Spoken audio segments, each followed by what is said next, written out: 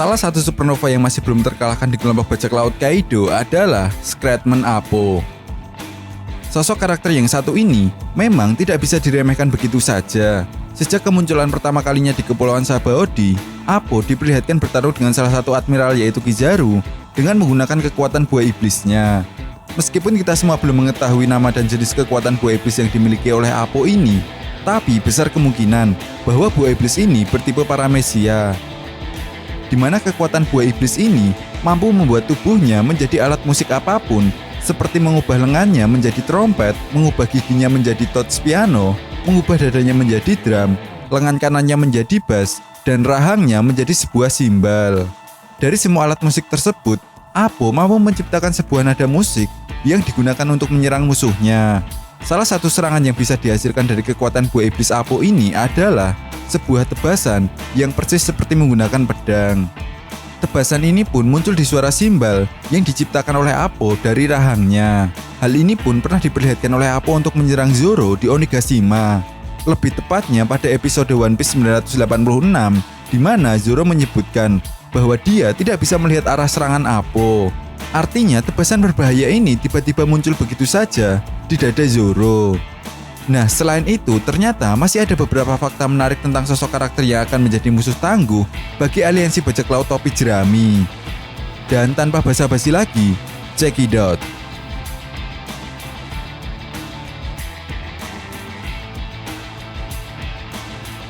Fakta menarik yang pertama adalah nilai bounty yang dimiliki oleh Appo. Saat pertama kalinya Appo muncul di Kepulauan Sabaody, nilai bounty yang dimiliki oleh Appo adalah 198 juta belly.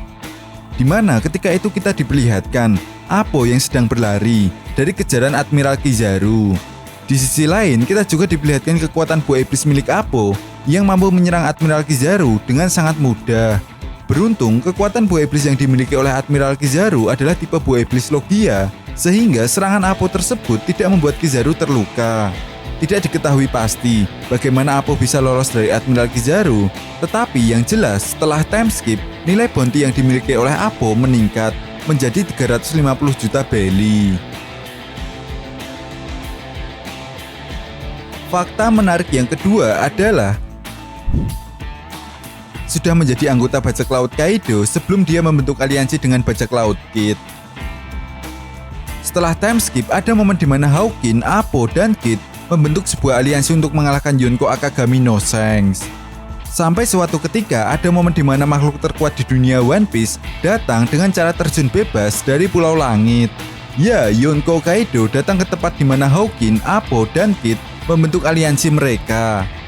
Ketika itu, kita semua mengira bahwa Kaido hanya kebetulan saja jatuh di tempat mereka berada. Tetapi pada kenyataannya, ketika memasuki Arch Wano, yaitu Basil Hawkins mengungkap bahwa sejak awal Appo adalah anggota bajak laut Kaido dan mereka hanya dijebak oleh Appo. Ini mengindikasi kalau Appo memang membocorkan lokasi pertemuan ke Kaido dan Kaido lompat dari Pulau Langit ke pulau tempat di mana Kid berada. Sepertinya Appo memang sejak awal ingin merekrut Kid dan yang lainnya.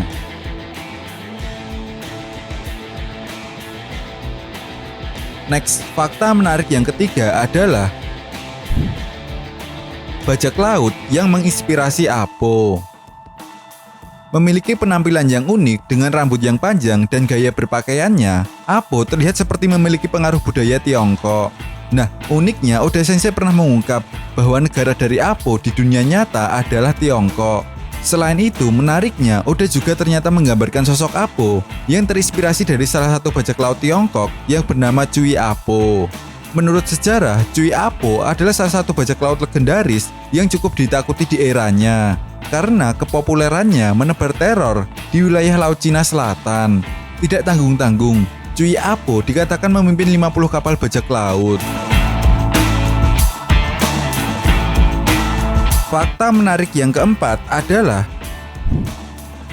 suku lengan panjang pertama yang diperlihatkan dalam cerita One Piece. Seperti yang kita tahu bahwa di dunia One Piece memiliki banyak suku dan ras yang berbeda-beda. Salah satunya adalah suku lengan panjang. Meskipun setelah time skip kita mulai diperlihatkan suku-suku baru yang ada dalam cerita One Piece, namun Apo adalah suku lengan panjang pertama yang diperlihatkan oleh Oda Sensei. Nah, uniknya sampai sejauh ini, dari seluruh suku lengan panjang yang sudah diperkenalkan, hanya Apo sajalah dari suku lengan panjang yang memiliki kekuatan buah iblis. Fakta menarik yang terakhir adalah tantangan Apo kepada Kid sudah terpenuhi.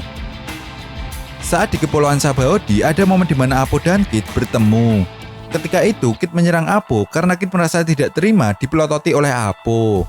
Pertarungan tersebut pun hanya berlangsung singkat, karena pada saat itu ada Admiral Kizaru yang datang ke Pulau Sabaody. Mereka pun memutuskan untuk menunda pertarungan mereka. Apo lalu mengatakan kepada Kid, kalau kau ingin bertarung, kita bisa melakukannya setelah melintasi Red Line. Meskipun saat itu Kid menolak dan ingin bertarung saat itu juga melawan Apo, ada indikasi kalau kemudian mereka memang terpisah tanpa adanya konflik. Nah, uniknya saat Arc Wano, lebih tepatnya pada manga One Piece Chapter 980, Kid menyerang Apo di Onigashima. Kebetulan atau tidak, secara teknis, Kid pun benar-benar melanjutkan pertarungan dengan Apo setelah mereka melewati Red Line. Nah, itu tadi merupakan 5 fakta menarik Scatman Apo, musuh tangguh yang belum dikalahkan oleh kelompok bajak laut topi jerami. Jadi, bagaimana menurut Nakama? Kira-kira apalagi fakta menarik tentang Apo?